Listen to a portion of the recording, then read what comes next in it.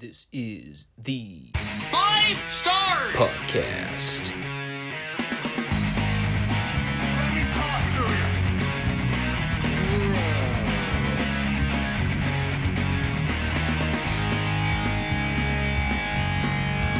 This is such good shit.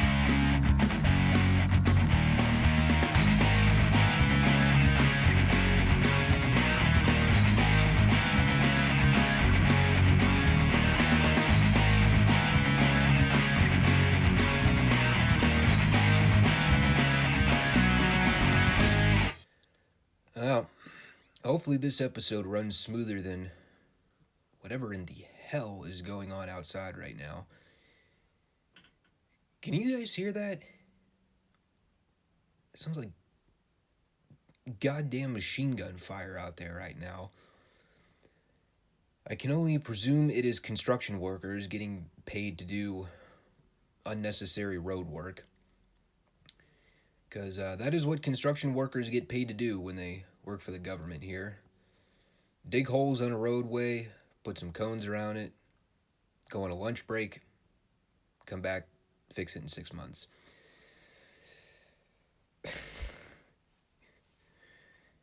Well, we're just gonna hope this doesn't end up ruining the audio for the show. I highly doubt it will, but if you hear what sound like jackhammers in the background, no, it is not Bill Goldberg. It's just gratuitous road work. Maybe that's where the part of Biden's $2 trillion infrastructure bill is coming into play, or however much money we're plunking into an already overbloated spending economy.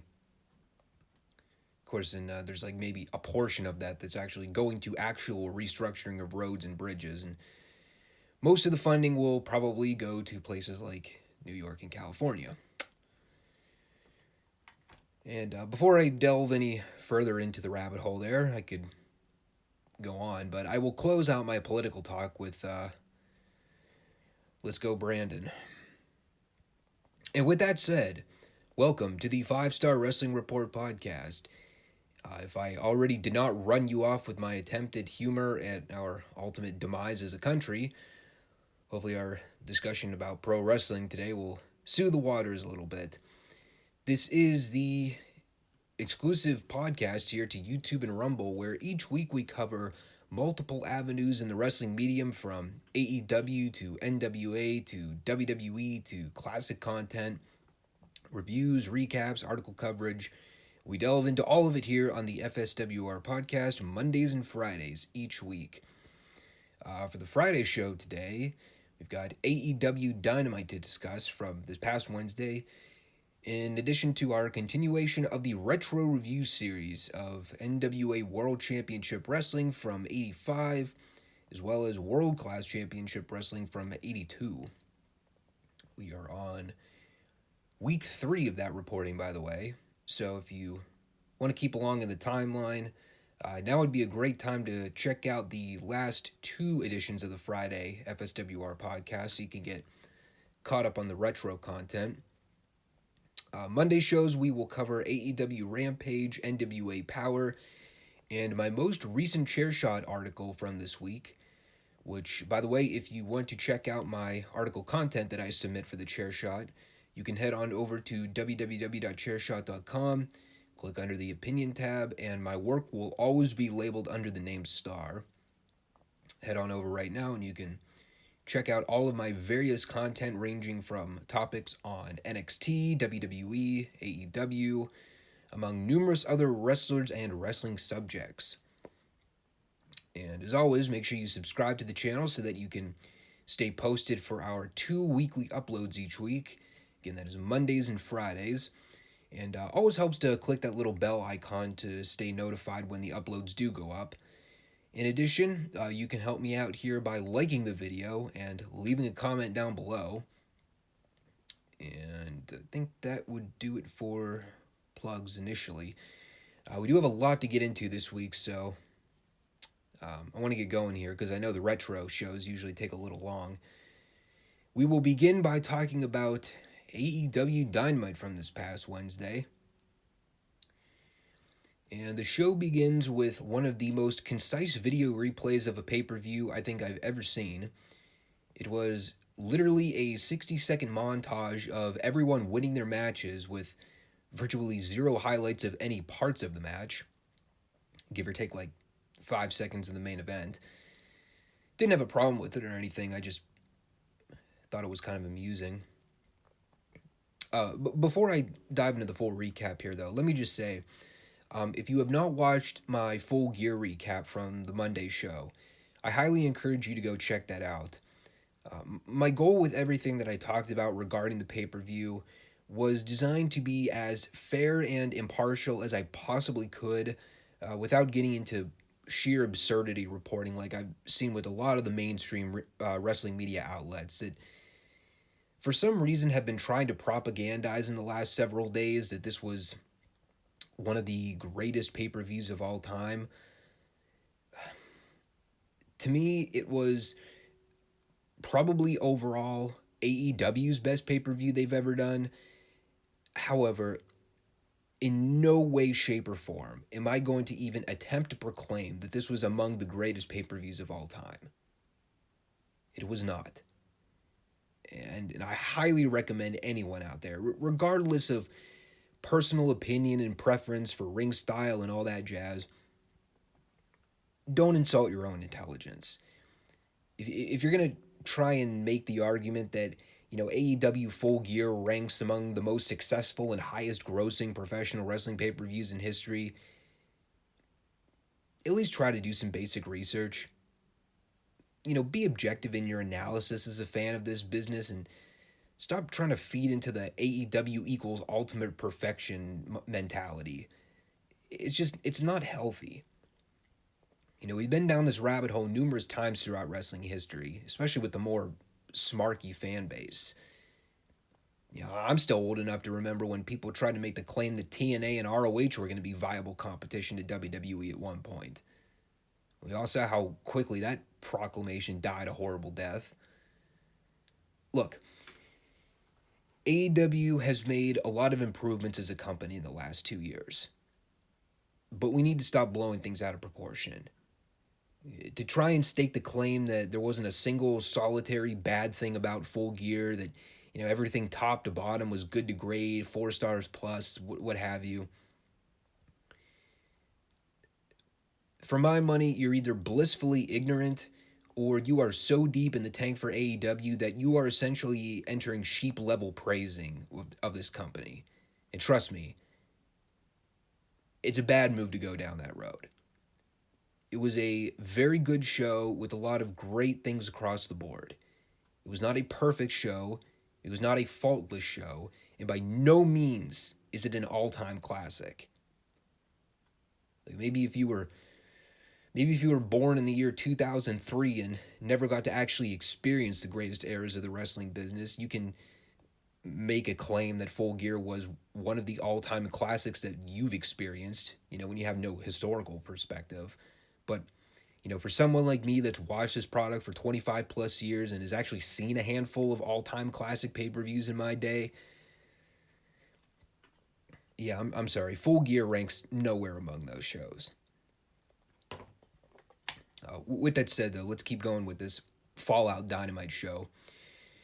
Beginning with, after the minute-long clip of the pay-per-view, like I mentioned, first thing we cut to is a skit backstage with the Elite in a stairwell. And any of you that have watched my recaps of AEW know that I am by no means a fan of the Elite or pretty much anything they're ever involved with, at least collectively. But I will admit, I actually liked what they did here to open things up. They managed to accomplish 2 things here. First thing they did was essentially let people know that Omega's going to be taking some time off, which, again, I'm not a Kenny Omega fan by any stretch, but, the one thing I will credit him for is that the dude has worked his ass off for this company. And, I know people have been saying that he's been kind of banged up for a while, and he's been trying to take some time off to heal his body up. And while there is the prickish side of me that will be relieved that I won't have to watch a Kenny Omega match for a while, the dude's earned some time to recover. The other thing too is that, when you really look at the scope of where they are with their current storylines, what really is there for Kenny to do right now? The only thing that immediately came to mind was something involving a rematch with Bryan Danielson if, they weren't going to go down the immediate rematch route with Adam Page. But, I mean, they can go with Omega Danielson too anytime they want. I don't think they need to be in any rush to revisit that program. So this was honestly best case scenario for Omega right now. Give him some time off, let him rest, let him come back when he's healthy and fresh, and maybe it'll give me a different perspective on the matter. The second thing I liked here was the way Omega sort of passed the buck, no pun intended, with the Elite and basically told them to hold the fort down while he's gone. And of course, Adam Cole was thinking that, he's going to be the guy driving the bus for the time being, but Omega sort of gives him the light ball tap when he goes, "Yeah, I was talking about Matt and Nick." And of course, Cole tries to know so, like, "Oh, yeah, of course, what was I thinking?" But I liked it because if they are actually going to run with the idea of Cole splitting from the Elite down the road once we get O'Reilly in the picture here with Fish, it'll give me new signs of hope for Adam Cole in AEW, where maybe he'll actually be able to stand out as a megastar instead of a bit player that hangs out in the background of the Elite squad. And yes, we did have to hear the Bucks speak here, and that's never good. But I like the plot development here, so I'll give him a pass on that one. Although the more I think about it, God, Matt and Nick Jackson overseeing the Elite during Kenny's absence. I'm just picturing the train wreck now. So then we cut to the ring for this Hangman Page title celebration with the Job Order. And, I'll say right out of the gate, Page earns brownie points for me for immediately thwarting that fucking god-awful "you deserve it" chant that honestly has become a meme in professional wrestling at this point. He just goes, no, I don't deserve it. I earned it. And the fans attempted to start a "you earned it" chant, which pretty much went over like a fart in church. But anyway, Page is doing his babyface promo and eventually turns his attention to Bryan Danielson, who, right on cue, makes his way out to the ring. And in one of the most unexpected and damnedest things I think I've ever seen, Danielson pretty much started doing a heel promo on Page right from the onset. He does the brief congrats shtick, but then he starts talking about how he wishes it was Omega staying in front of him as the champion. Of course, Page takes the pot shot and says that unlike Danielson, he actually managed to beat Omega in under 30 minutes. So then Danielson starts ranting about wrestling the night after he won the title at WrestleMania, starts disparaging the Norfolk, Virginia crowd for never appreciating hard work. All the while, the crowd is totally healing Danielson at this point. And, I mean, I can expand on this in numerous ways, but the only thing that kept running through my head the entire time this thing is going on is, was this their plan the entire time? Did they fully anticipate Danielson was going to essentially turn heel on TV right after just fighting as a valiant underdog babyface against Miro just 4 days prior? Because I'll tell you what, I'm watching Danielson's facial expressions like a hawk here, and he's just getting booed out of the building. And to me, there's no way he expected to be booed to this degree. I think he was totally caught off guard by this. I mean, the fact that he embraced it to the degree he did just shows what kind of professional he is. When Page goes to make the move of having the title match tonight, Danielson pretty much backs down from it, and of course that kickstarts the brawl between the two with the Dark Order geeks breaking them up. I'm at a total loss for words with this whole thing. There's a part of me that would have expected Danielson to get healed going up against Hangman Page, especially with how over he is right now. But the fact that Danielson pretty much outright turned heel and went all the way with it, I mean, that really changes the game a whole lot. I don't know if their intent was to run with Danielson as a heel, but fuck it. If the crowd's going to boo him, don't fight it. You know, you've already got one egotistical douchebag running with that theme right now, and it sucks. You know, they could honestly go either way with this program, and it would make total sense. You can have Page retain and hand Danielson his first AEW defeat while they maybe prop up MJF to go after the belt.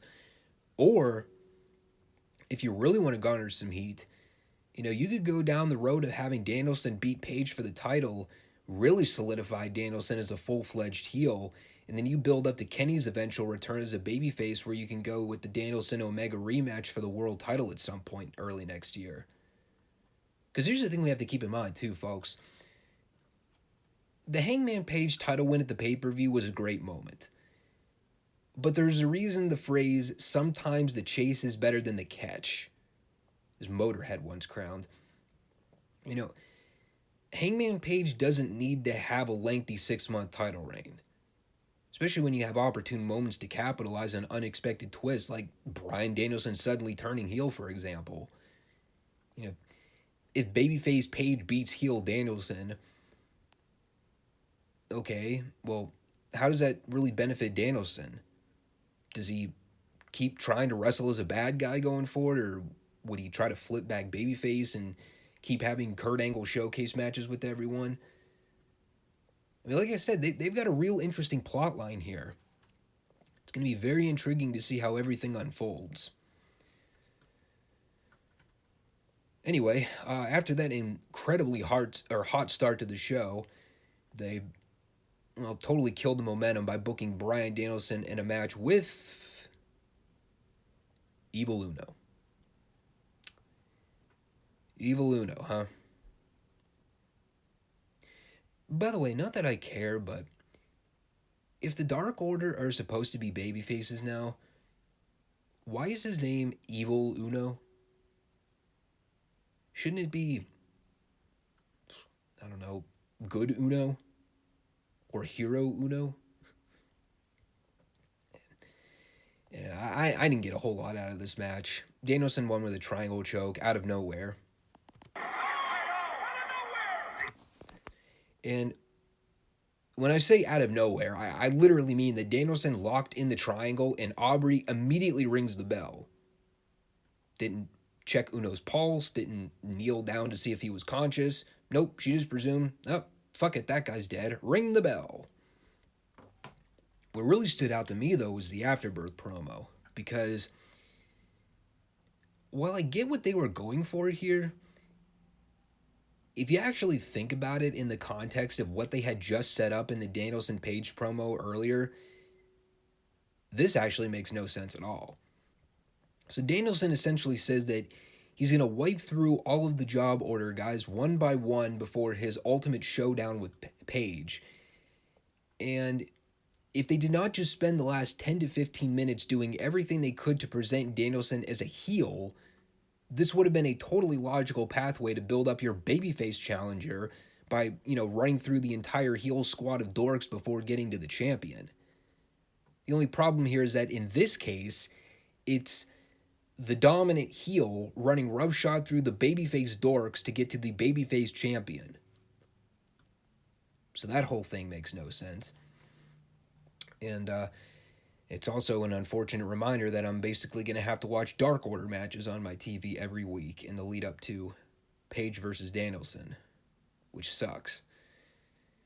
Because the Dark Order sucks. And they've sucked since their debut. Sorry, Brody Lee fans. Great guy, great worker, but he didn't do that faction any favors when he was the ringleader either. Anyway, they're in Chicago next week, so Danielson wants a match with, I don't know, some guy named Colt Cabana. Hey, Colt Cabana, how you doing? Yeah, I'm not really sure either. So after that whole deal, we get an MJF promo where, he was just being MJF, no other way to really put it. And, of course, his ongoing shtick now is that he's basically going to be bragging that he beat Darby at the pay-per-view with a headlock takeover. And aside from that, he just said that it's only a matter of time before he becomes world champion, which, again, I honestly would not be surprised to see happen sometime within the next 6 to 12 months. After that, we had this attempted interview skit with Eddie Kingston and Tony. And before Tony can even ask the question, Eddie is already looking off camera, knowing that he's about to get interrupted. And wouldn't know it, here comes 2.0 and Daniel Garcia, who I don't even know where the fuck they've been in the last month, but they're back all of a sudden. Obviously, all of this to set up Kingston versus Garcia at some point, but the whole punchline to the skit was Eddie looking offset and going, "I beg to God, one time, please can we get a promo one time on this show without interruption?" Which, albeit, I laughed at. But that one line gave me all the information I ever need to know about ongoing complaints about AEW promos, where everything either must end with interruption or mass brawl. It's a rib now. They are outright admitting, yes, we know every promo segment we do ends with intrusion. What of it? I mean, I have a novel concept that's so crazy it just might work. How about you just let your wrestlers go out and cut promos without interruptions or brawls breaking out? So after that, we get this Butcher and Blade versus Orange Cassidy and Tomohiroshi tag match. And any of you that watched my New Japan G1 reporting know that I am a big fan of Ishii. What I was not a fan of here was having to watch him team with Orange Cassidy. A, because it's Orange Cassidy, and B, because with Orange Cassidy at this point comes some involvement of Matt Hardy and his posse of goofballs, aka the AEW feud that just won't die. I guess because it involves Matt Hardy, who did once sport a t-shirt that read something along the lines of "Matt Hardy won't die." You know, the Butcher and the Blade are kind of a whole other shameful dilemma in and of itself.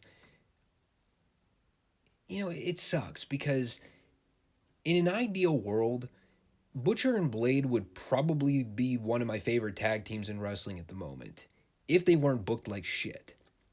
Like, I've never been the biggest Pepper Parks fan in the world, but like, he's at least got a rugged enough look to pull off, you know, being able to be the monster badass with Butcher. You know, and Butcher himself, like, that guy's got the perfect killer Tim Brooks look with the nasty hair and the weird looking body, the receding hairline, the ugly tattoos, the rugged facial hair. He's just the perfect old school territorial classic heel. And the thing that sucks too is like Butcher and Blade can actually work. Well, like, they're not the best tag team in the world, but you know, they're a really solid duo. They actually bother to follow traditional tag rules in their matches, something I cannot say about our current AEW tag champions. You know, but between their garbage booking, the fact that their line is part of this 26-person faction with Hardy's crew, and they're just the pure definition of Jags right now. And it's a damn shame, because if AEW actually bothered to feature these guys prominently, they could be right on par with FTR as another top heel tag team in the company. The match had its moments, I guess. The stuff with the Ishii and Butcher was great, where they were just kind of going back and forth and doing the stiff elbow blows to the head. You know, Ishii ended up getting backed into the corner, and Butcher was chopping him across the chest, but Ishii would do the no-sell deal, does the thing where he leans into the blows and ends up backing Butcher all the way across the ring. Ishii got a hot tag at the end, ran wild for a minute. Somehow at the end he ended up planting Blade with the brainbuster for the win, despite all the goddamn interference and outside garbage with Hardy's crew and Cassidy's crew. For the life of me, I still cannot believe this bullshit feud with Hardy and Cassidy is still going on. And while I'm a big fan of Ishii, this was a total waste of a match for him. If they'd have cut out all the crap with Hardy and just let the teams go out and do a match, Granted, I still probably would have had my issues with Cassidy, but, at least I wouldn't have to deal with all the Crash TV run-ins. It was all incredibly distracting and, like I said, not a good effective use of Tomohiroshi. Although I don't know if he's even sticking around, so maybe this was just a one-and-done kind of deal. FTR and Andrade did a promo with Tony. Andrade spoke. I have no idea what he said. Stop letting this man speak, AEW, for the love of God. They did some recapping of the Britt Baker-Ty Conti title match from the pay-per-view. Ty Conti cut a promo in there somewhere, and I was less than captivated, to put it bluntly. Britt's promo was fine, if anything, because we actually got a fucking promo delivery on the show that didn't have disruption. That was a thumbs up. Nyla Rose and Hikaru Shida had a tournament match that I would neither classify as good nor wretchedly bad. It was just kind of there. The best part of the entire match was the part where Vicky tripped in her high heels ringside and got whacked in the back with a kendo stick from Shida. And, of course, because the agents in this company are Nimrods, this did not lead to the finish, but merely led to a commercial break. They did some stuff for a while that I mildly peered back and forth at in moderation while trying to play catch-up on my notes. I remember Nyla took a back bump and absolutely wrecked a steel chair. And at first I kept asking, why was there a chair involved here? And then I remembered, oh yeah, that's right. Shida does that stupid spot in every match where she has to do a running slingshot dropkick off the chair for no reason. We had a run-in from Serena at the end there, which, again, did not lead to the immediate finish. For the most part, the whole thing was mostly built around Shida's bad knee, which, if I remember correctly, I think Serena had damaged in that post-match beatdown after their tournament match. So that was a good attention to detail. And Rose going over in the end was kind of surprising, but if they're going to use this to launch into Deeb and Shida's rubber match, that should be good. I don't really know where they're going in this whole TBS tournament deal. My presumption still is that either Ruby Riott or Thunder Rosa win the tournament, which is probably the best option right now given the talent pool. I still don't really care all that much about a secondary women's belt in AEW, but whatever, not my hill to die on. We had a Malachi Black skit that I can merely describe as something along the lines of a fantastic video pre-tape that means less and less the more I watch Black and the way he's been booked since his debut. Yeah, that about sums that one up. But here's where the show finally turned around. Because MJF comes out for a promo with Wardlow and Shawn Spears. And he's doing the whole Heat promo for a minute or two. Somewhere in there, he brought up a line about the ranking system, which apparently is still a thing in AEW.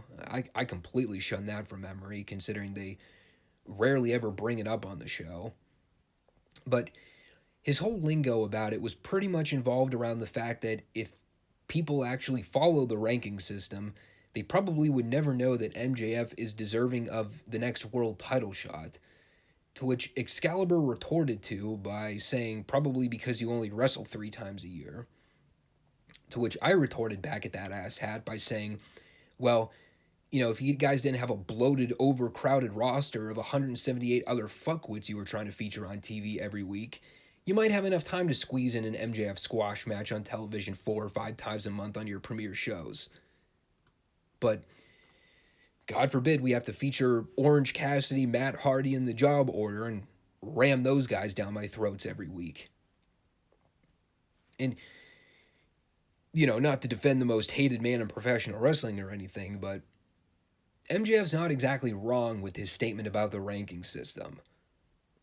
According to the November 17th, 2021 updated rankings, the current top 5 heavyweights right now are Bryan Danielson, Kenny Omega, Scorpio Sky, Jungle Boy, and Miro. And yes, I know that's merely chalked up to win-loss records, but it does show a flaw in the way AEW operates. The fact that MJF has been one of AEW's breakout stars of this year, and the only reason he's not even in top qualification right now for a world title shot is because they can't manage to book him in a squash match on television from week to week. We are in November of 2021, almost December, the very last month of the year.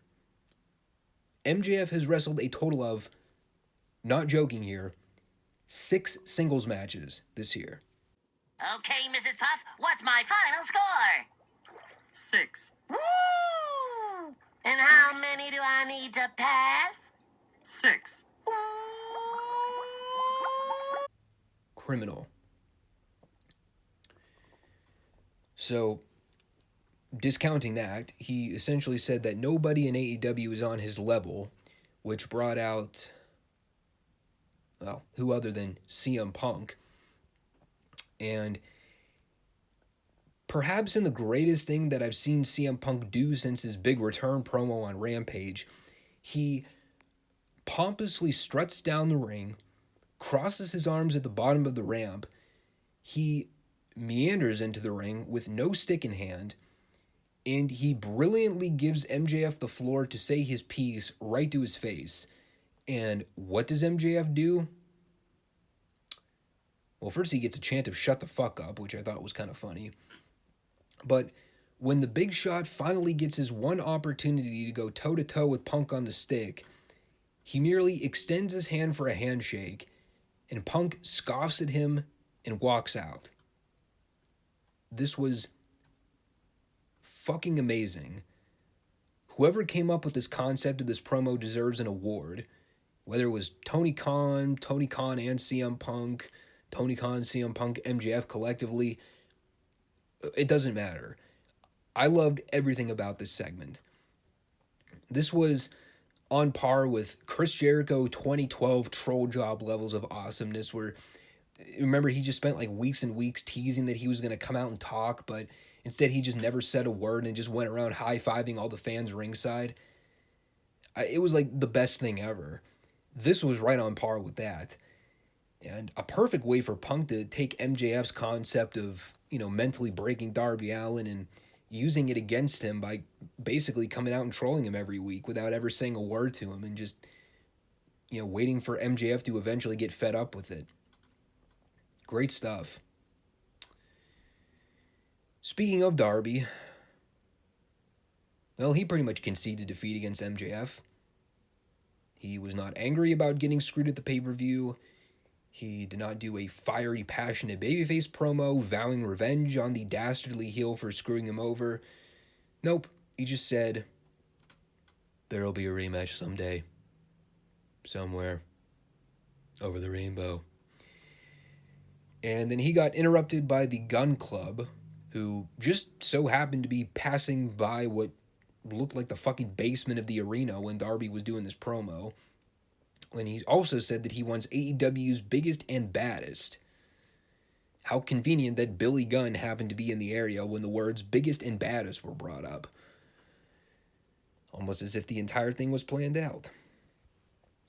And yes, Darby is apparently going to be wrestling Billy Gunn on Friday. Whoop-de-doo. By the way, I just thought about this. What the hell ever happened to the whole Gun Club heel turn on the Big Show that happened weeks ago? Did they even bother to follow up on that? Or are we just pretending that never happened? So then we had this Dante Martin Lio Rush versus Acclaimed tag match. Another solid rap here from Caster referring to the fact that Lio was always better as a manager instead of a wrestler, which even Lio got a chuckle out of. And I gotta say, man, I'm not a huge fan of the whole Dante Martin Lio Rush story, but the pairing of the two has been a lot of fun in terms of just watching their matches. And while I'm personally not the biggest fan of the spot fest, gymnast, fast-paced ring style, Lio and Dante are a solid duo. Their stuff looks crisp. Their timing is very good. They play off each other well. I dig the team. It kind of looks like they're ditching the whole dissension story with Dante and Seidel too, which is, probably for the better. Now that they've introduced Team Taz into the equation, Leo working as a heel probably doesn't make a whole lot of sense. And, he's charismatic enough where people could get behind rallying for Dante and Leo to remain a team and not split up, with Dante turning heel and signing with Team Taz, which I think will eventually happen at some point. Although that said, and I also touched on this on Monday's show when I did a brief Rampage recap. I think a Dante heel turn would be something worth investing in for the short term. Especially if it gives Dante a chance to work with Taz and Ricky Starks as a villain. Give him a chance to learn facials, get better suited on the stick, just be a comfortable character on TV every week. I think Dante has a lot of potential, but, the one thing he really lacks right now is personality. When I watch Dante in his promo skits, regardless of whether or not he talks, he just looks awkward on camera. He looks uncomfortable. He always looks like he's about to break out into puppy dog tears. It's just very unnatural. And I get with that comes a level of inexperience, but pairing him up with a guy like Taz, who has the ability to teach him and work with him on a lot of those fundamentals, I think they have a real golden opportunity to run with something big for Dante in the future. And granted, like I said, you might have to sacrifice people getting behind him in the short term, but to better help him out as a long-term character, if they really want to push this guy and go forward with him, this might be something he needs. So, they definitely turned this Leo Rush Dante Martin story around in the last couple weeks, because when they first started this whole thing, I was not feeling it. We had a Jurassic Express Christian Cage promo to hype up the Rampage match with Cole and Fish. Solid stuff here. Although the ambient green lighting was a rather odd choice. Jungle Boy actually did a hell of a promo here, and if he wasn't wearing that goofy t-shirt with the smiley face on it, I probably would have taken it more seriously. And of course, Luchasaurus always providing stellar promo delivery here by just standing there at the end and going, "Argh." Someone should write up a dictionary to translate all the dinosaur talk into words. Probably looking at Morse code there. Or even better, just do like a pre-tape where Luchasaurus does the entire promo in roaring and just have like the little subtitles across the line. That'd be kind of funny. Lucha Bros did a promo. No idea what they said. Pretty sure Pentagon said Cierro Miedo somewhere in there, because that's the only goddamn thing he ever says of any substance. And that brings us to our main event. Boy, did we get here fast. It is Jay Lito versus Sami Guevara for the TNT Championship. Oh, yeah, and Tony Nese is still in the crowd, by the way.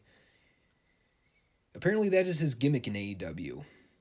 He just shows up at the venue every week in the front row and looks on with the Mike Tenay face. Again, if you want to hear my thoughts on Jay Leto's debut with AEW, go watch my Full Gear report from Monday. The Cliff's Notes version of it is that I have always been a fan of Jay Lethal, and I think he's definitely someone that could really bring a lot to the table for AEW.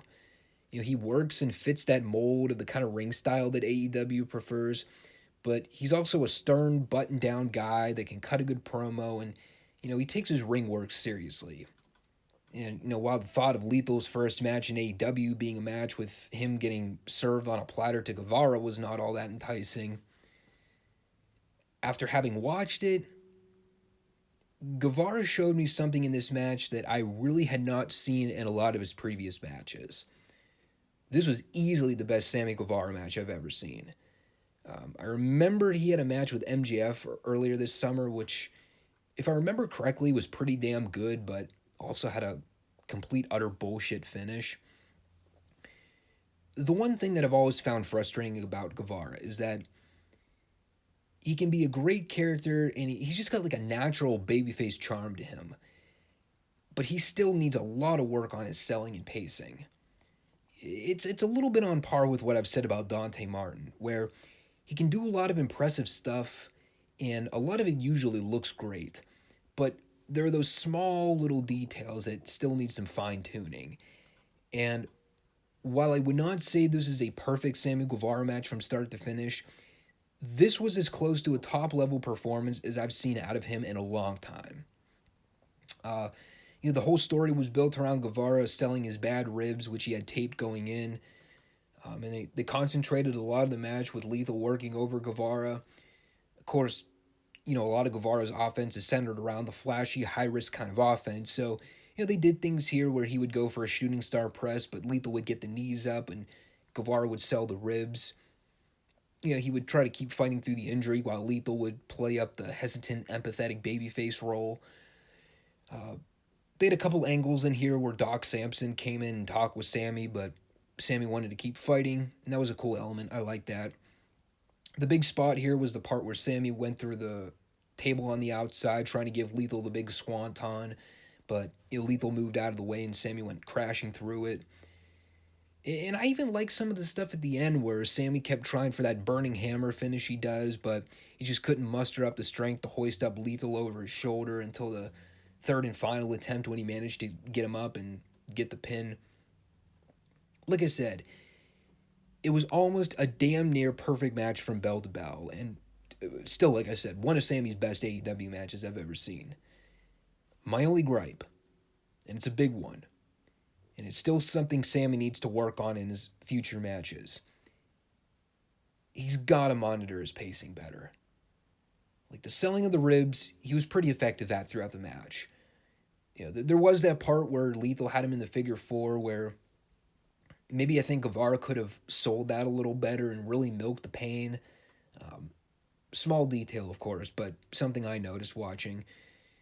But overall, though, he still has a tendency to want to transition from move to move way too fast and way too abruptly. The whole exchange toward the end where Guevara was doing all the flip reversals and hitting the knee strikes on Lethal. I mean, it was a good lead into the finish, but when you factor in that Lethal was just having his knees worked over with a figure four, and like a minute later, Sami's landing on his feet and running the ropes and hitting knee strikes, it was a little pitchy for me. Had a little bit of those John Cena elements, if you know what I'm saying. But I won't harp on the logistics too much because I think both guys look great here.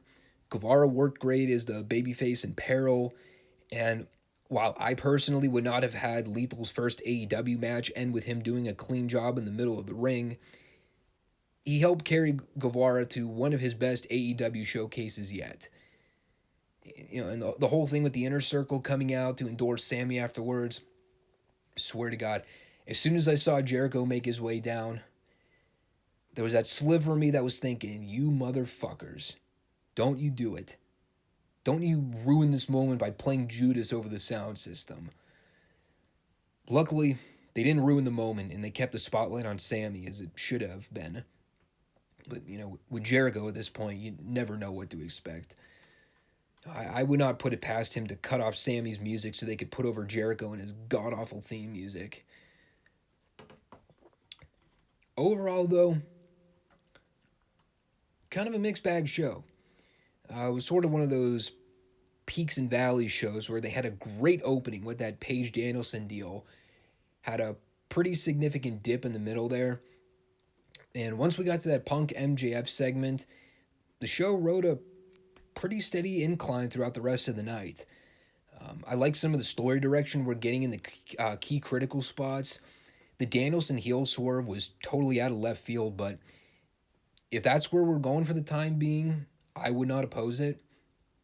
And it'll definitely be interesting to see where they go for the remainder of the year and the lead into whenever their next pay-per-view is. I think we're looking at February or March of 2022, right? And we're still a little ways off from that. I think they're doing a big show the first week in January, if I read correctly. So, yeah, that'll probably be the show where we get the Danielson Page match. some pretty good stuff overall, despite my usual gripes and nitpicks. And that brings us to NWA World Championship Wrestling from November 16th, 1985. And if I'm not mistaken, I believe we are 2 weeks out from Starrcade 85. Which again, I will be sure to cover as part of my retro review series when we get to that show. We begin with Nikita Kolav nearly killing Jimmy Del Rey with a clothesline. I have no idea what the point of it was, but fuck, did it look brutal. And it was a nice transition into the opening promo with Ivan, Nikita, and Khrushchev at the booth with Tony and David Crockett. And Nikita said, as my notes read here, words that may or may not have been part of the English language. I believe he said something about being better than the Road Warriors, although I may need to chalk that one up to Google Translate to decipher the actual verbiage. I do know that Ivan Kolav joked about the Rock and Roll Express needing to look for funeral home arrangements after Starrcade, at which point the camera zooms in on a date book that Nikita was holding that literally just had the words funeral home regulations taped across the cover, which I found oddly comedic. The opening match for the night was Jimmy Valiant in his epic street music taking on Tony Zane with the music still in progress. God, Jimmy Valiant, man. His wrestling was absolutely atrocious, but it's almost comical watching the people react to his ring work. His entire offense consists of eye raking, face gouging, and pretty much every heel trick in the book, and the people cheer for him like crazy. To think this man was actually a great heel during the early 70s is totally remarkable. Anyway, so after that, whatever passes for a Jimmy Valiant match in the year 1985, Jim Cornette cuts a promo at the booth on Valiant, basically hyping up the street fight for Starrcade with Valiant and Miss Atlanta Lively versus the Midnight Express, of which Cornette promises two things in this particular promo: a strip session where the women's genitals will be exposed, and explicit male-on-female violence. Hey, it was 1985. What can you do? Billy Jack Haynes versus Gerald Finley. Best part of the entire match by far. Billy Jack gives Finley a backbreaker across the knee for a 2 count, to which immediately afterwards the timekeeper rings the bell, and Billy Jack walks by shaking his head like, dude, what the fuck?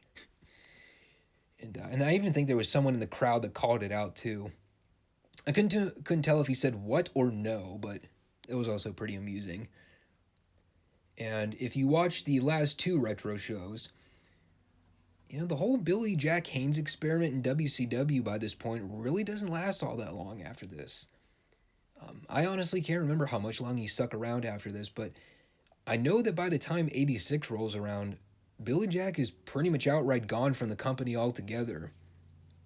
And if you want to read into the whole backstory about the whole deal if you want to, but it essentially boils down to getting in trouble with management. And it's just funny, though, because we see him work 3 consecutive weeks now, and makes me wonder if things had actually worked out, what exactly would they have done with Billy Jack Haynes on this show in subsequent years? Yeah, that is before he wound up in WWF. Crusher Khrushchev versus Larry Clark was up next. And again, keeping along in the timeline here, the build here for Khrushchev is setting up his match with Sam Houston at the Starrcade show for the Mid-Atlantic Heavyweight title. Kind of funny how we are yet to actually see Sam Houston on the programming at this point, but whatever.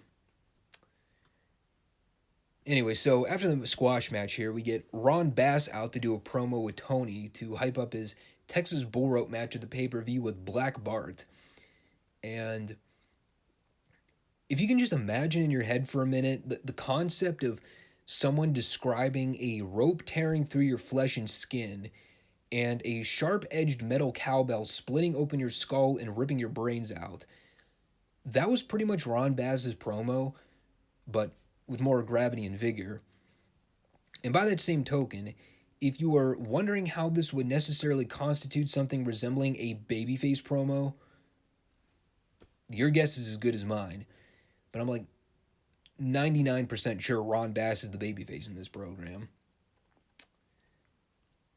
We had Jimmy Valiant coming out for a promo with Tony. And that's probably the best way I could sum it up. Words were uttered, phrases were quantified, and if it was true that Valiant was fresh off his return from planet Mars and or Jupiter, it honestly would not surprise me because the verbiage he emitted here was by far from another planet. And he also implied that he has been spending long nights with Big Mama and Miss Atlanta Lively. And if you are in any way cognizant of how the story pans out in execution, you are probably thinking to yourself, how in the fuck could Jimmy Valiant not have figured out the whole charade by that point by implying that he was engaging in sexual acts with these women? Well, the answer is he's Jimmy Valiant and he's not the brightest bulb in the tool shed, if you know what I'm saying. And he also implied that clothes will be stripped at the Starrcade pay-per-view. I love how the whole selling point for the street fight between the Midnight Express, Jimmy Valiant, and Miss Atlanta Lively is all built around the idea of seeing who's going to get their clothes ripped off so we can see someone buck naked on live pay-per-view. Seems like someone in HR would take issue with that, but again, it was 1985. Next match was Ron Bass versus Paul Gardner, and one thing you will never hear me acknowledge when doing these retro reviews is that the bulk of these matches we saw during this time were instant classics. For everything that the Flair, Ollie, and Arn six-man tag was later on, this match was just about the polar opposite on that spectrum. I think the match went maybe a minute and a half before Bass got totally blown up. And if you are wondering what Ron possibly could have done offensively to exhaust himself, I have no idea. I took my eyes off the screen for 10 seconds while Bass had Garner in a headlock.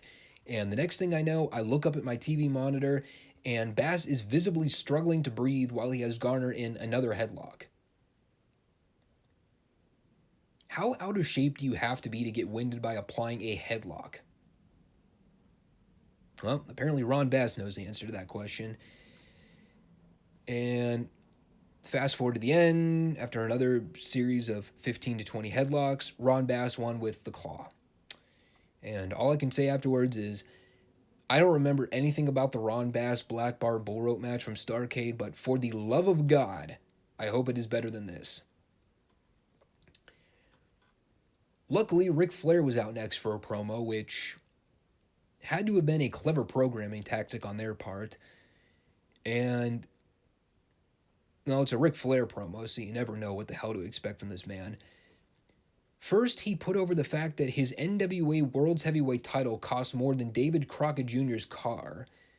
And if my math is correct, the NWA World's Heavyweight title is estimated to be around $30,000, which in the 1980s probably means Crockett was driving a Pontiac Firebird.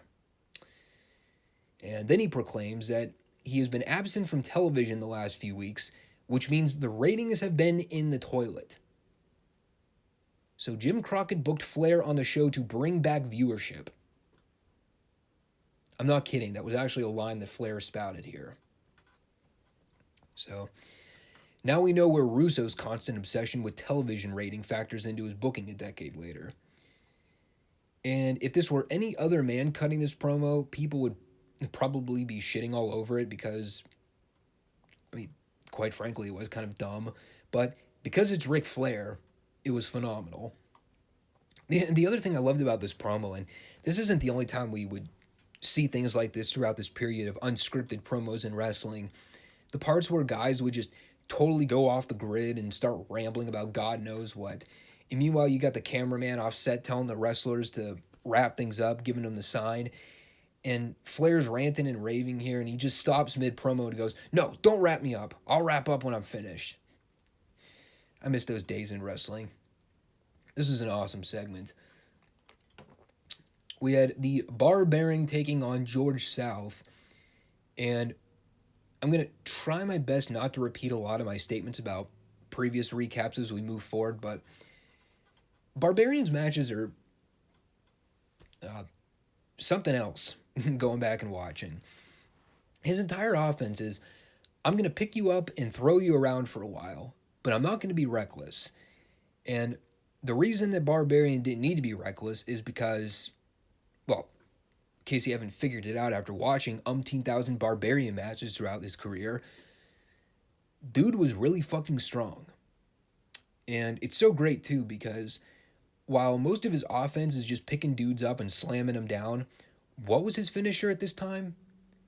A top rope headbutt, which he totally whiffed in this match if you watch the replay in slow-mo, but what can you do?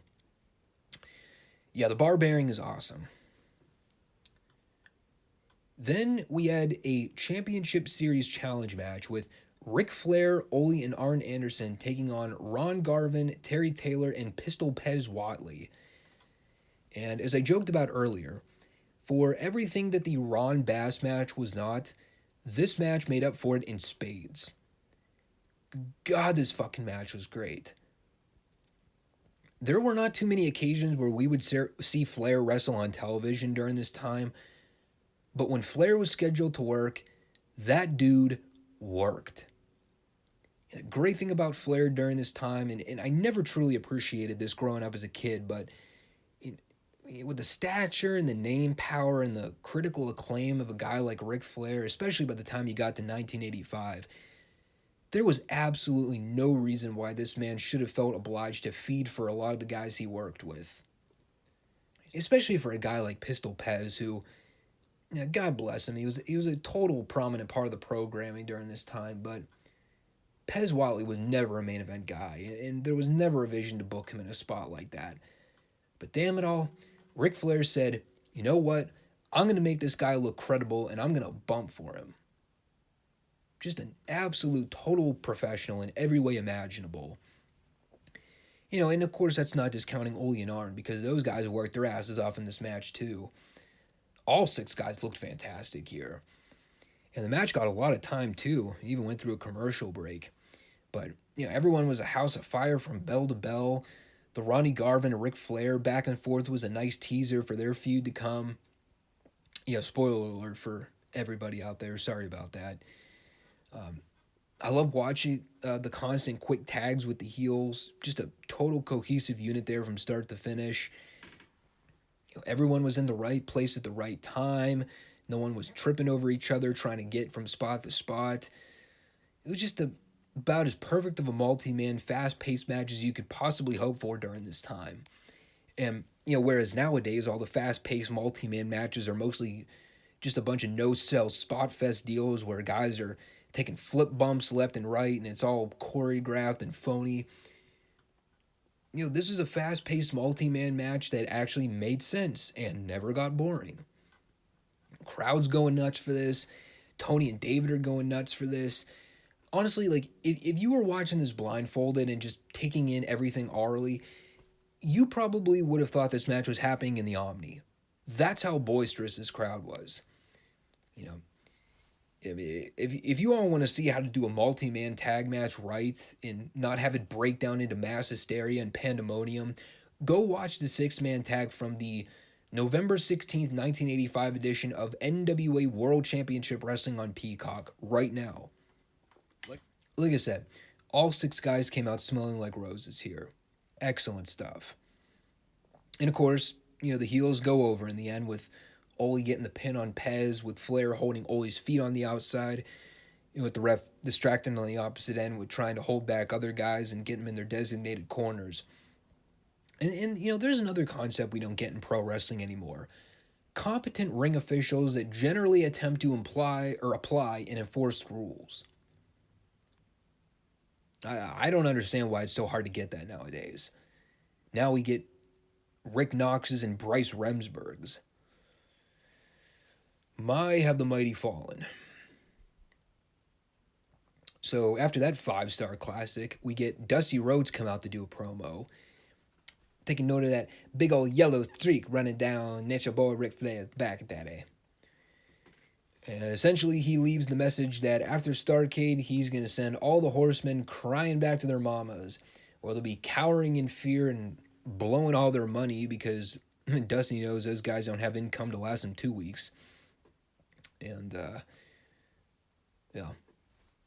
If you're aware of Ric Flair's financial hardships, this one probably not sit well with you. So then we had the Road Warriors come in to smash the Jeffers brothers in like a minute and a half, which was awesome. And remember last week when I was, last week I just talked about it a few seconds ago, but remember when I was talking about how working a match with the Barbarian is pretty much equivalent to, I'm going to pick you up and I'm going to throw you around for a while, but, whether or not you want to go up for me, you're going up. Well, the same can be applied for the Road Warriors matches, but whereas in the case of the Barbarian, it's a case where, he's making sure he safely picks guys up and throws them around. The Road Warriors are the polar opposite. When they are in the ring, they are going to go in there and beat some ass. And they are going to toss some dudes around. And if you do not cooperate with them, you are fucked. Honestly, it would not have surprised me to see the Jeffers get a pay raise for this squash match with Hawk and Animal. Anyway, we had more Road Warriors to come later on in the show, but after that we get Ollie, Arn, and Flair back out for a promo with Tony. Ollie and Arn looking like they're fresh out of the sauna with all that sweat and perspiration dripping down their faces. And meanwhile, Ric Flair's sitting there with a t-shirt, hair perfectly in place, not a single drop of sweat coming down from him at all.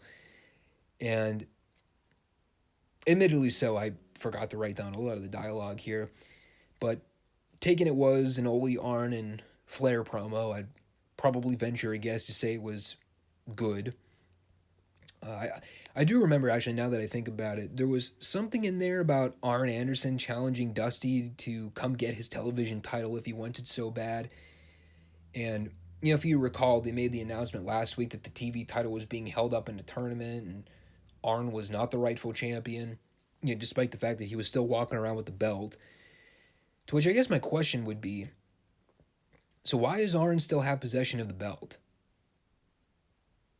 When do you think Crockett would have demanded Arn hand the belt over to him by now?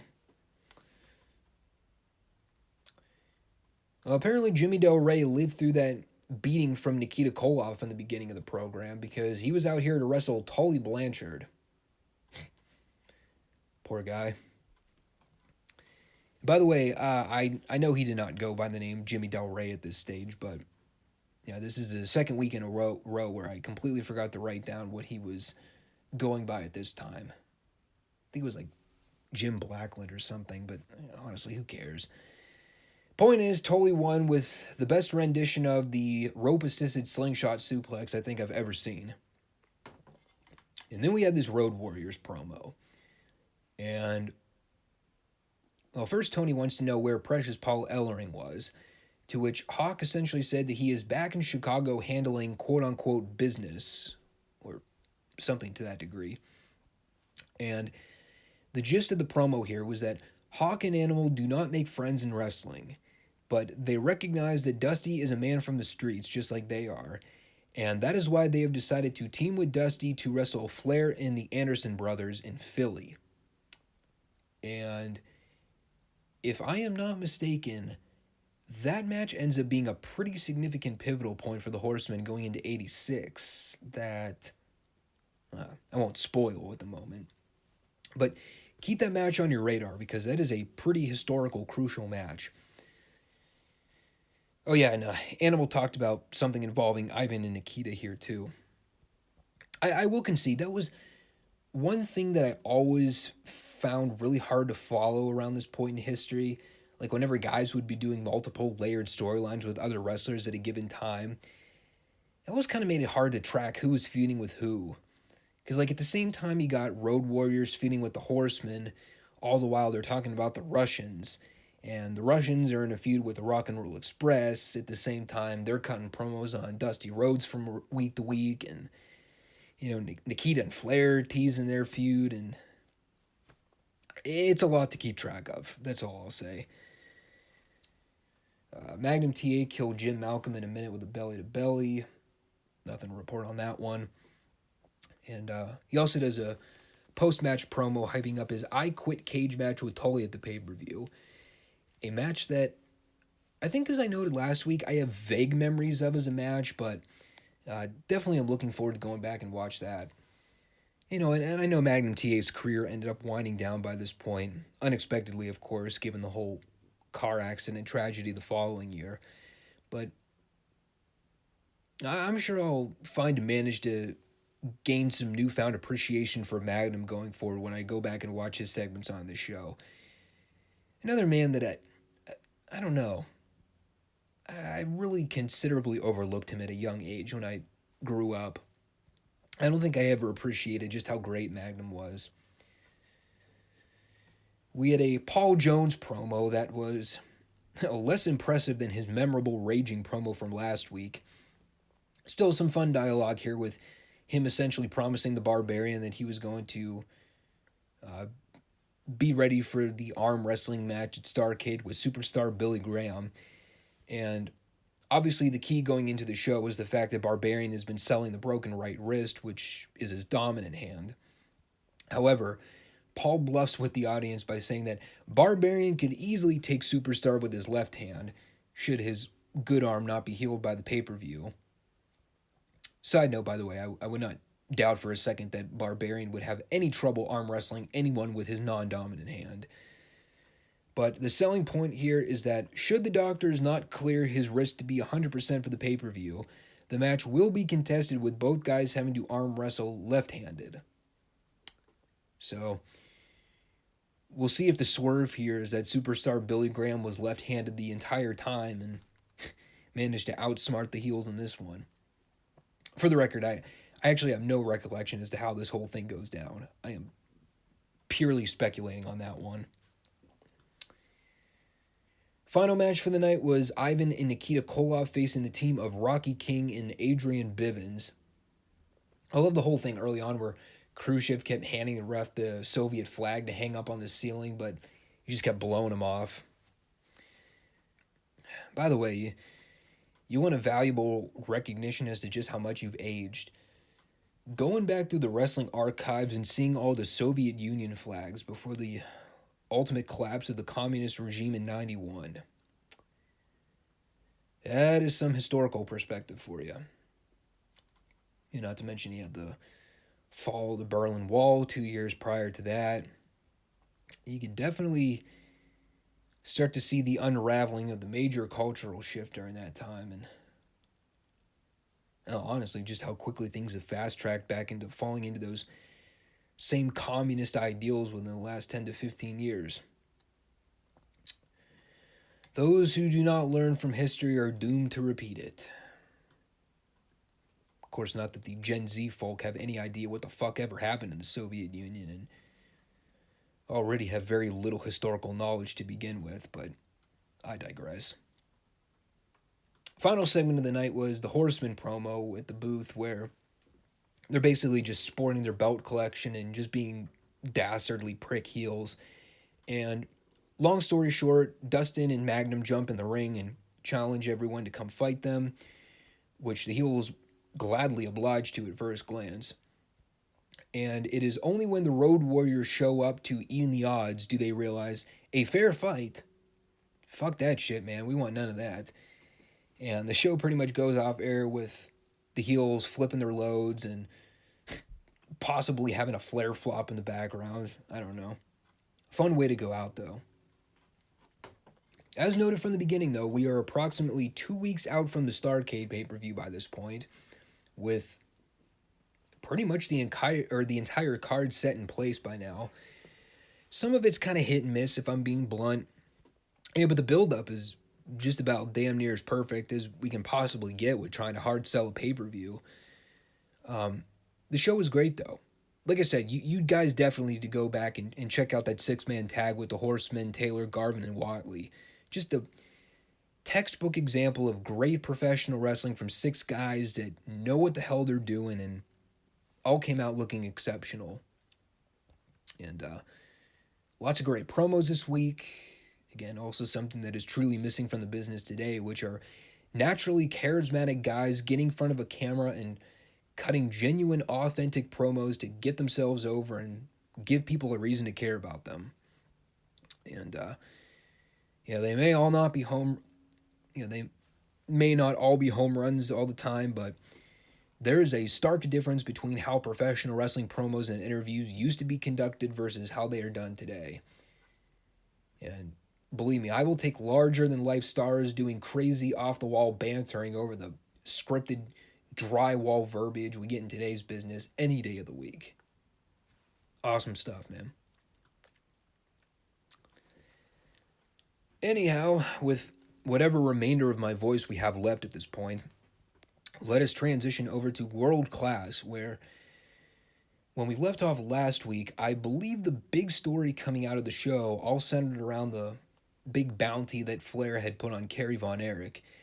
And Fritz Von Erich had obtained information as to whom the check was made out to, which ended up being Gary Hart. And Hart had sent the Great Kabuki out to do the deed, so to speak, and try to take out Carrie. But where things got wacky in the storyline was trying to discern how Fritz got word of that whole convoluted deal. And it turns out that King Kong Bundy had called up Fritz to spill the beans. And this show was pretty much all built around Bundy giving his side of the story. First match of the night was Bugsy McGraw and Al Madrill teaming up to take on Checkmate and Wild Bill Irwin. I like the little attention to continuity from last week's match with Bugsy and Checkmate, where as soon as Checkmate tags in, Bugsy immediately goes into the armadillo possum cover-up on the mat, on top of all the other goofy mannerisms here. He really is a full-scale Curly Howard come to life. And, that's pretty much the appeal of everything Bugsy does, because, if we're being blunt here, which any of you that have watched my recaps by now, I don't shy away from calling out crap when I see it. But, you take away everything that made Bugsy McGraw great with the wackiness and the over-the-top gesticulations. Dude couldn't wrestle worth shit, but I'll be damned if he wasn't one of the most over people in the building aside from the Von Erichs and the Freebirds. Anyway, the match was going relatively well per 1982 territorial standards. Madrill got worked over for a while. Bugsy made the big comeback toward the end. There was actually a pretty great looking spot here where Madrill did a bunch of rapid fire stiff shots and Irwin ended up taking one of the best flat back bumps I think I've ever seen. And, well, then we get to this finish, which is God is my witness. I watched this entire thing back like 4 or 5 times just to make sure that what I saw was actually a thing.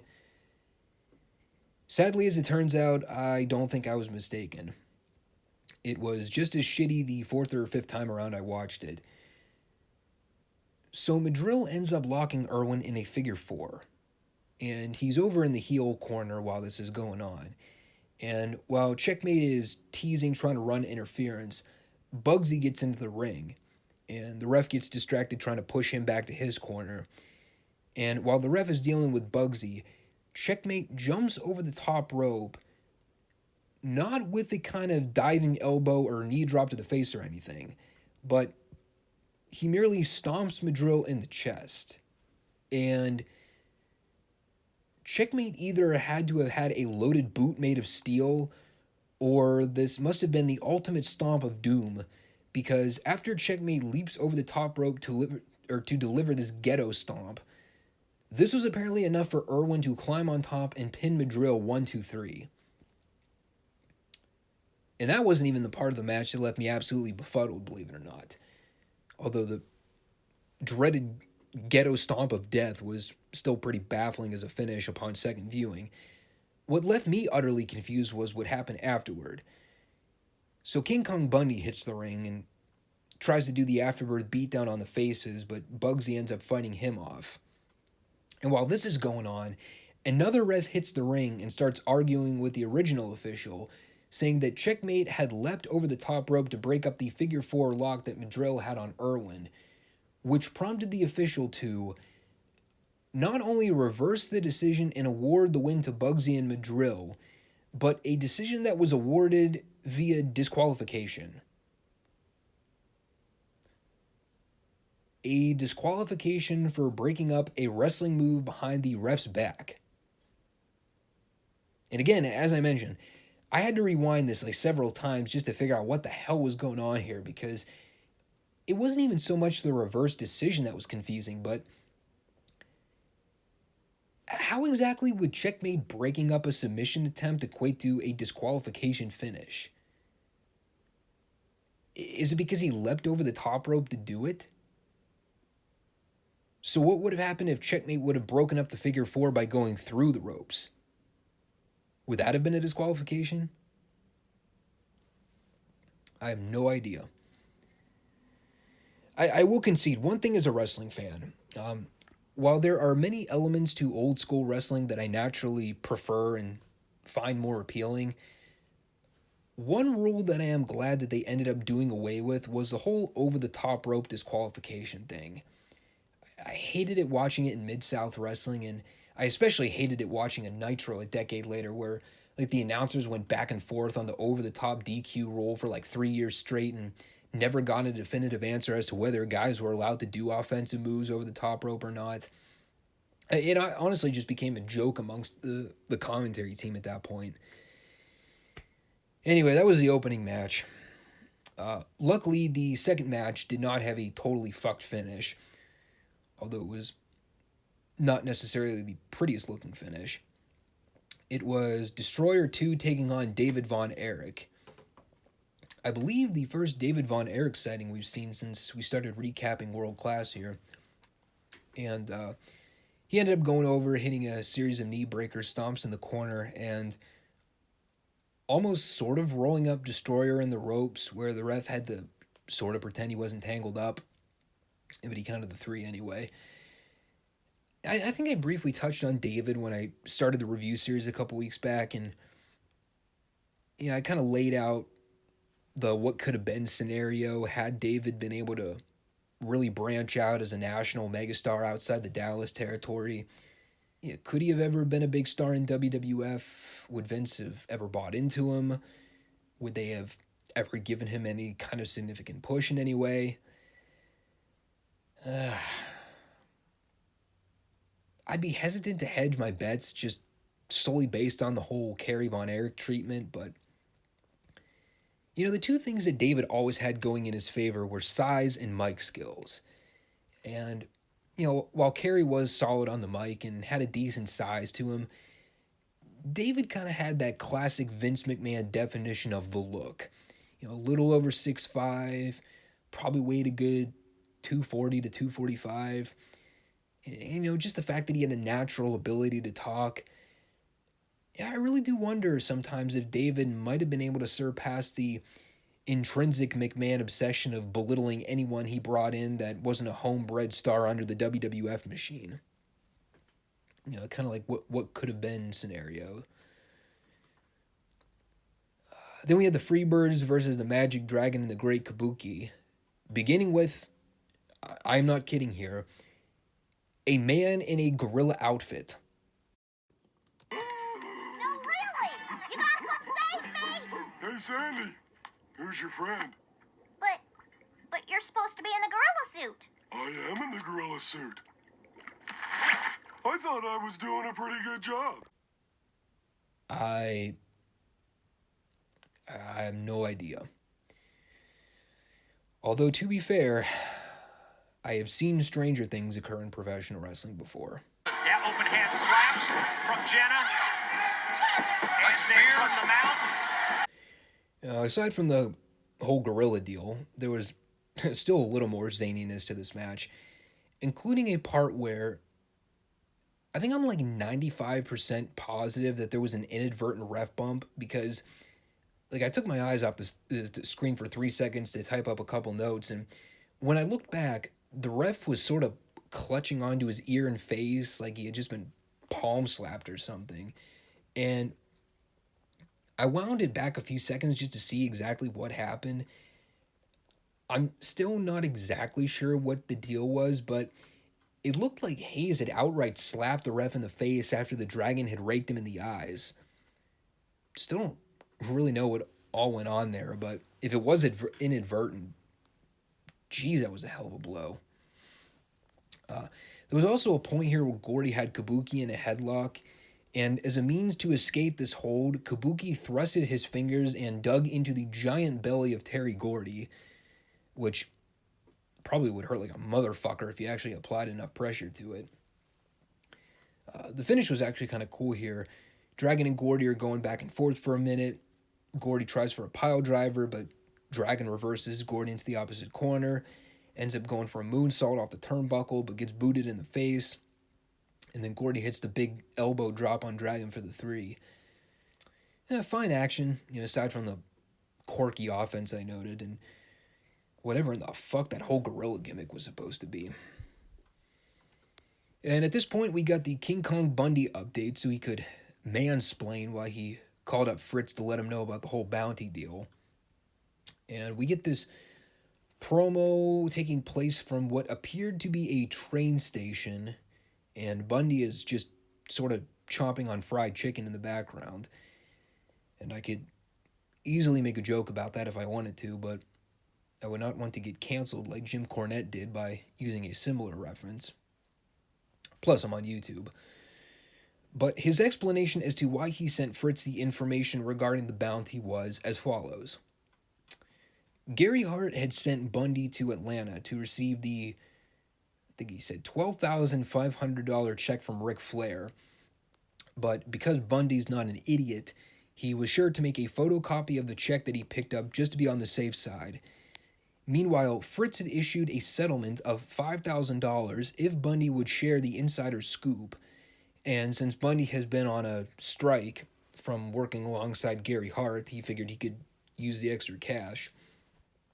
And he then apparently spoke to his personal attorney in Atlantic City about getting out of his contractual obligations to Hart's services.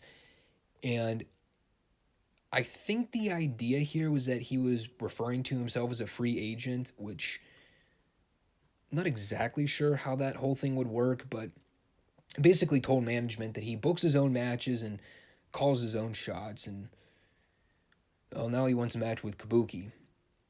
And, you can already start to see the face turn aligning here for Bundy. It does, however, call into question the whole deal earlier in the night where he was running out to do a post-match beatdown on Bugsy McGraw and Al Madrill, but I don't know. I guess we'll see where that whole thing goes. And when they head back to the booth, Bill Mercer was talking about how he tried to get in contact with Flair throughout the week to get his thoughts on the whole story, but he kept blowing off his calls.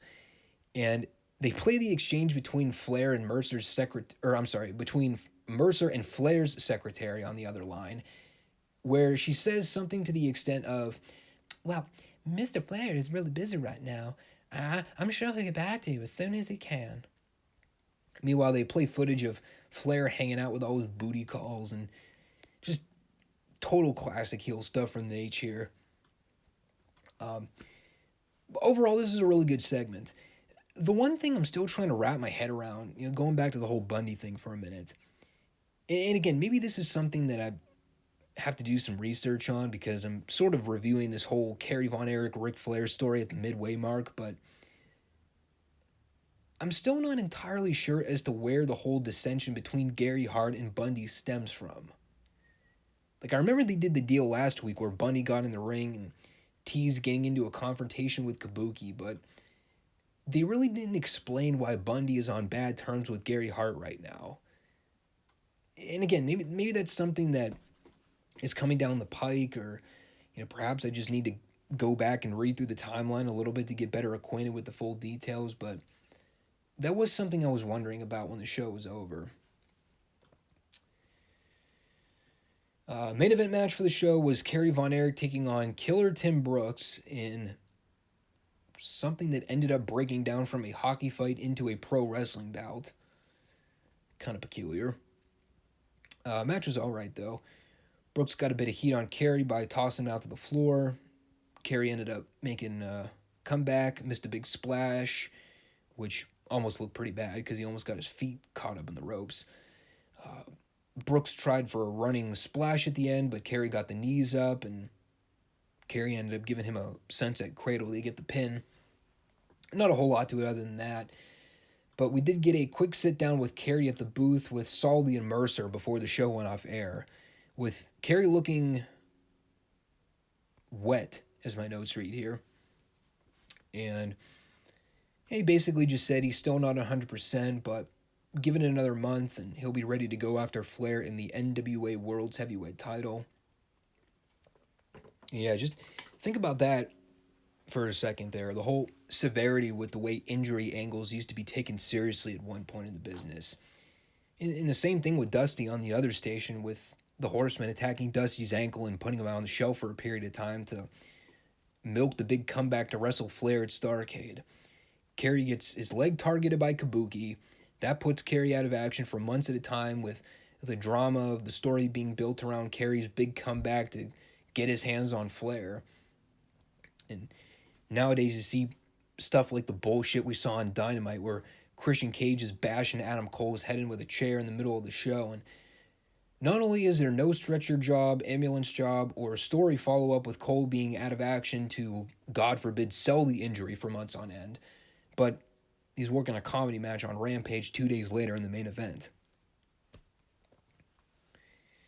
Again, I think I've asked the question before, but I will reiterate to drive the point home further. What the hell happened to professional wrestling? That said, it's probably a good note to go out on as we wrap things up for the week. And yeah, I guess I should point out, World Class was very good, especially in the storyline department. Kind of hit and miss with the ring action, but, again, as we examine it on a relative scale to 1982, it's not like the wrestling was abysmal on the show in any way. It was not 1999 Nitro levels of horrible, believe me. And, the center narrative right now is all stemmed around the Carrie Von Erich Ric Flair world title story, but, they're starting to add some layers in there with the tease of this King Kong Bundy face turn and whatever that ends up leading to, aside from the match with Kabuki. And we'll see where they go with the Freebirds in weeks to come. Guys, if you want to stay posted to our 2 weekly shows here on the FSWR channel, make sure you subscribe, comment, and rate the video for me. Again, that is Monday and Friday. We host podcasts here on YouTube and Rumble. Check us out each Friday in particular for the Retro Review Series if you are looking to tune into some classic series content. We will be back on Monday to discuss AEW Rampage, NWA Power, and their whole follow-up to the By Any Means Necessary events. And our final talking point of that show will be all centered around AEW and the alleged 4 pillars of the company as branded by Sir Maxwell Jacob Friedman. And we are going to dive into that story in depth and just see how these 4 men stack up as being All Elite Wrestling's quote-unquote building blocks. So stay tuned for that one. Until then, take care all. Peace out.